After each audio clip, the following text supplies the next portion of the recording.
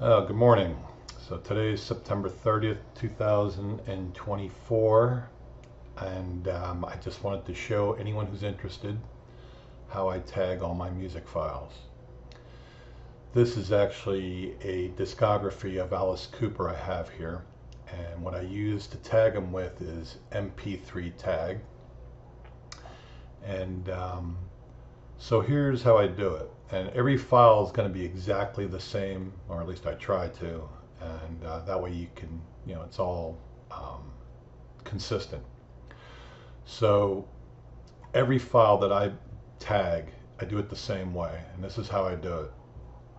So as you can see here, this this album particularly, 1978 from the inside, is actually the publishers from Japan. Okay, and this is the actual catalog number here, as you can see. So this is how I do every file. First, it's going to have the title, the artist, the album. I don't like anything next to the album name, like CD1 or disc 1. I put that down here. So if there's more than one disc, it'll say 1 of 2, 2 of 2, 3 of 2, etc. Anyway, as you can see here in my comments, every single file is going to say BDC library. That's my alias, BDC. It's been on the internet for 40 years now. And after that, you're going to see comments like maybe the publisher and the catalog number, the exact catalog numbers, if I got them on there. And if you look at the album cover, this is the exact catalog number that coincides with the cover. So everything's correct, or I try to be. And this is how I do it. So there's two sources that I use. MP3 Tag is a really great program. You could do anything with this program. It's amazing. But all I got to do on each one, or I go by album, you can go in this way. Go to Tag Sources, and you could just go to either Discogs or Music Brains. These are the ones I've got added as add-ons in this application here. Let's go into Music Brain real quick. So it gives you the album and the artist name. Now let's say if I use Discog, it's just going to search for the album. Let's go into that. So here, let me bring up this window here, and this is what happens when you do that. Let's bring this over. So, no, I should have looked at it again. Here, let me take a look at it. So this catalog number is 14310, right? So we'll go in here. We'll go. I just need the cover art, but I'm going to go ahead and show you what else I can do. I'm going to go into the entire tagging session here. I don't need to tag everything here. I'm just looking for album covers right now. But here's the catalog numbers right here. Okay, and the barcode.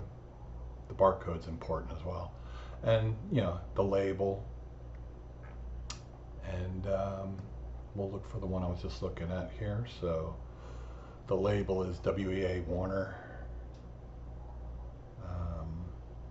The country, well, I could just sort them out. It's Japan, obviously. And it'll have the exact catalog number right here. Or right here. So if I go here, I can actually get a little look at the cover art, how it looks, if I like it. There might be more than one option, but this is it right here. This is the catalog number that matches that. So I'm going to go ahead and just double click that. As you can see, I can select the track, the title, and do all the information, the year the actual record was published. And I include any other information I like. I don't need all this right now. As you can see, they match up. If they didn't match up, you can actually move these around and put them in the right place if you have to. There's a lot, there's a lot this program can do. It's amazing. Like I said, for now I'm just I'm just getting the cover art. I got everything else already tagged, as you can see, and they all look the same. I always have BDC library in the front. Any other information I need on afterward. It's going to have the genre, the year of the album, not the manufactured. I had that on the cover. I'm on the folder, I mean. So the folder that's sitting in actually says 2012. So, or it'll be listed here. All right, so again, I like doing this a certain way, and the way I do it is I like to convert all the tag to the file name like this. I like the track and then the title. As you can see here, this is how they're all named. So this will change the tag to the file name. So it'll be stored in a folder with the exact same way I have it here. And I like leading zeros, one leading zero, and then it'll be space, dash, space, and then the name of the song. And that's how I like to do that. And then each album, I like to keep the images at least 500 by 500 at a minimum, and maybe like 1,000 by 1,000 maximum. Okay. Most people will keep it at 250 because it makes the file smaller, and you know it'll work fine on a car player, and you'll see or on a handheld or whatever. It'll be fine, but I like to have a bigger image just in case I don't know, watching it on TV, or if I want to actually print the album cover for some reason. So I like to have a bigger file, and the way I do that is, like, again, I'll go in here and do the same way. I don't have to do here. I can just go to the cover art, and I already knew the catalog name, and I'm going to use Music Brains, and like I said, it was Japan, so that was easy right here. This is actually the catalog, correct catalog name. Or no, wait, which one was it? Oh, this one. And you can look at them again. Like I said, you can do a little, see if you like it, and that's good.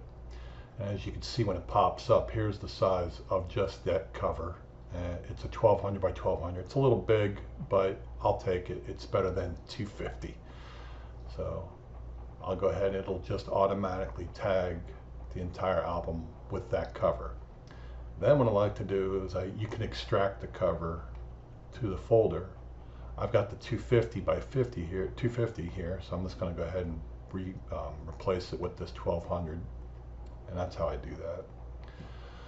So as you can see, it's not it's a lot of work, okay? And I've been doing this since the year 1999, 2000 actually, no 2000. That's basically when Napster came out, and that's what got me hooked on this, and I've been tagging music ever since then for this many years, and I've got tens of thousands of files of all my favorite music. But anyway, now you get an idea of how I do it and what's involved. So if you ever want to do it yourself, this is the way to go. All right, have a good day. Bye.